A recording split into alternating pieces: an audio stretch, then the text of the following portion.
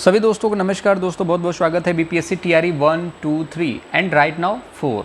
ये बहुत चर्चा में रहा, मतलब हर तरीके से चर्चा में, पेपर लीक को लेकर के, धांधली को लेकर के, फर्जीवाड़े को लेकर के, पेपर कैंसिल के डेट को लेकर के, और कहीं ना कहीं वैकेंसीज़ को लेकर के कि हमने इतने कम समय में भर्ती को दे दिया। टीआरई 4 को लेकर के एक बहुत अच्छी अपडेट निकल के आई है, उस चीज़ के बारे में हम डिस्कस करेंगे। लेकिन चैनल को सब्सक्राइब नहीं करा तो सब्सक्राइब कर लेना, कुछ पूछना है तो कमेंट बॉक्स में आप पूछ सकते हैं।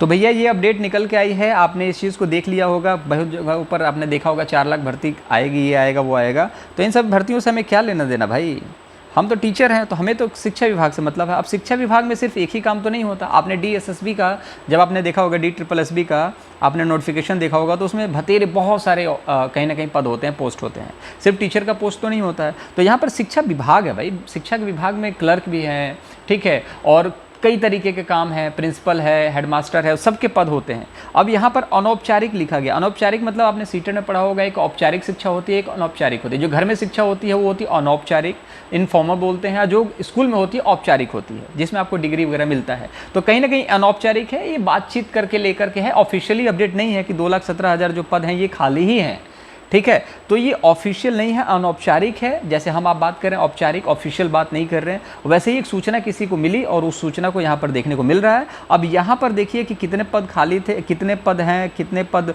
भरे गए हैं, अब यहाँ पर कितने पद रिक्त हैं, ये हमारे लिए इंपॉर्टेंट है। लेकिन इतने पदों पर भर्ती नहीं होगी।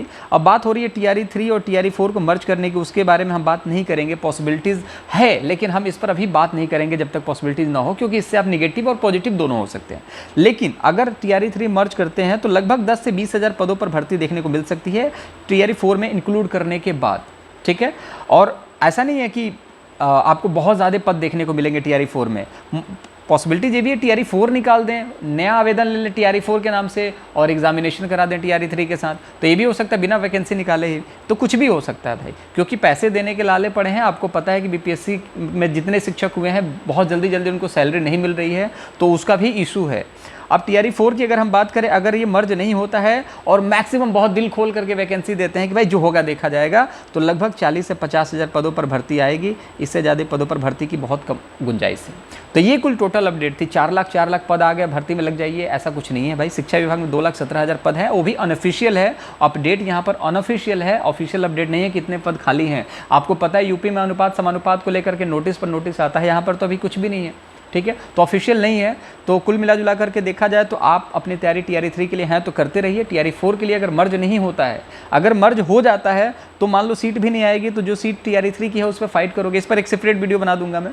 टीआरई 4 के लिए 40 से 50 मैक्सिमम आएगा, नहीं तो 20 से 30,000 पदों पर भर्ती देखने को मिलेगी। बार बार लॉटरी नहीं लगती, इस चीज़ को याद रखिएगा, ठीक है। तो बहुत कम पदों पर भर्ती देखने को मिलेगी टीआरई 4 में, इस चीज़ को समझिए। और टीआरई 4 के बाद जो टीआरई 5 आएगा, 1 साल बाद आएगा, तो उसके लिए तो बात ही छोड़ दीजिए, जो होगा सो होगा। इस बार नहीं होगा तो फिर अगले साल के लिए अब छोड़ दीजिए, उतना हिम्मत नहीं होना चाहिए किसी के पास भी, ठीक है।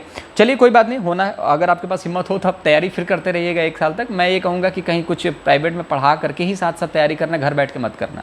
बाकी जो भी होगा चैनल के माध्यम से अपडेट दिया जाएगा। अपना बहुत ज़्यादा ख्याल रखिए।